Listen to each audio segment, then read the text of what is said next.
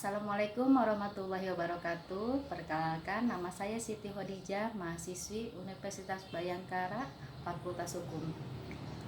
Di sini saya akan memaparkan tentang Undang-Undang Perlindungan Anak. Jangan lupa di like dan subscribe ya.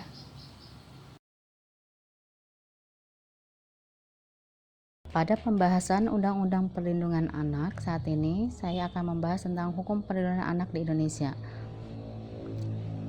Yang pertama adalah mengenai pengertian anak.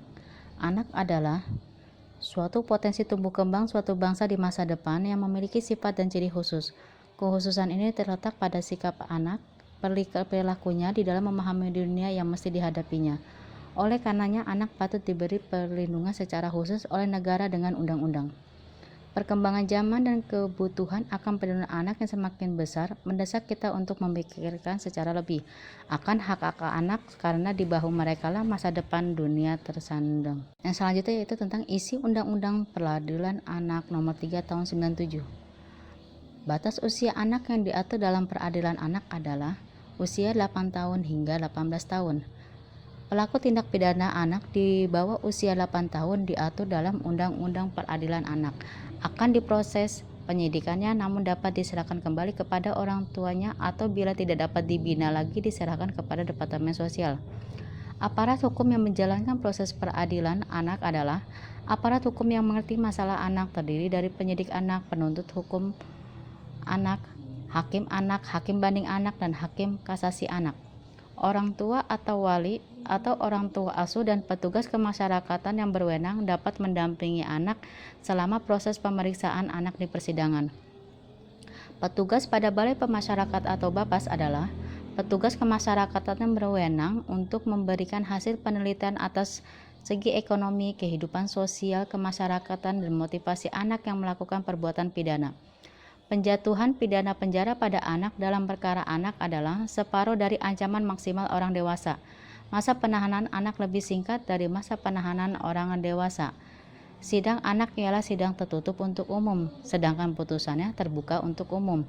Pembagian kesempatan pembebasan bersyarat dengan masa percobaan bagi anak yang menjalani pidana apabila telah menjalani sekurang-kurangnya 9 bulan dan telah menjalani 2/3 dari pidana penjara yang dijatuhkan dan berkelakuan baik, serta adanya kesempatan anak untuk dilepas dari penjara setelah menjalani hukumannya. Dengan permohonan izin dari Kalapas yang menyampaikan permohonan kepada Menteri Kehakiman dengan permohonan izin agar anak dapat dikeluarkan dari lembaga pemasyarakatan dengan atau tanpa syarat. Apabila Kalapas berpendapat bahwa anak negara tidak memerlukan pembinaan lagi setelah menjalani masa pendidikan dalam lembaga paling sedikit 1 tahun dan berlakuan baik sehingga tidak memerlukan pembinaan lagi. Undang-Undang Perlindungan Anak Nomor 23 Tahun 2002, anak yang diatur dalam Undang-Undang Perlindungan Anak adalah orang yang belum berusia 18 tahun, yaitu termasuk anak yang masih dalam kandungan. Hal ini karena Undang-Undang Perlindungan Anak juga melindungi kepedataan anak, di mana aturan ini berhubungan dengan aturan dalam Kitab Undang-Undang Hukum Perdata, yaitu aturan mengenai orang di mana apabila kepentingan anak menghendaki anak yang berada dalam kandungan seorang perempuan dianggap telah ada, sedangkan anak yang mati pada saat dilahirkan dianggap tidak pernah ada. Jadi, anak di dalam undang-undang ini diatur batasan usianya dari sejak dalam kandungan seorang perempuan hingga usia 18 tahun. Penangkatan, penahanan, atau pidana penjara anak hanya dilakukan sesuai dengan hukum yang berlaku. Dan sebagai upaya terakhir, apabila upaya lain bagi anak yang melakukan perbuatan pidana seperti dikembalikan kepada orang tuanya ataupun diserahkan kepada Departemen Sosial untuk dibina tidak dapat dilakukan. Undang-Undang Nomor 23 Tahun 2002 tentang Perlindungan Anak dalam perjalanannya mengalami perubahan. Perubahan tentang Undang-Undang Perlindungan Anak ditetapkan dengan undang-undang.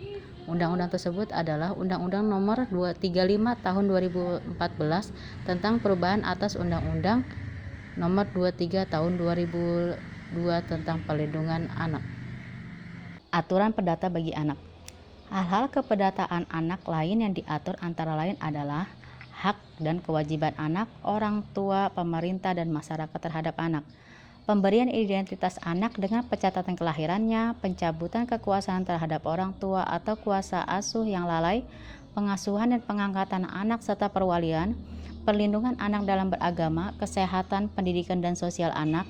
Sedangkan perlindungan anak dalam perkara pidana dikategorikan sebagai perlindungan khusus yang membutuhkan perlakuan khusus dalam penanganan perkaranya. Aturan pidana bagi pelaku tindak pidana kepada anak. Penjatuhan hukuman kepada para pelaku tindak pidana yang telah melakukan perbuatan pidana pada anak akan dijatuhi sanksi pidana yang lebih berat.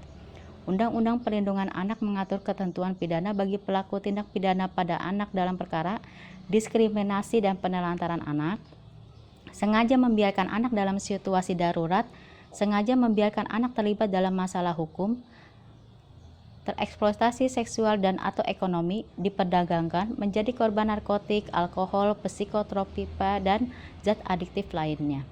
Padahal anak tersebut membutuhkan pertolongan dan perlu dibantu.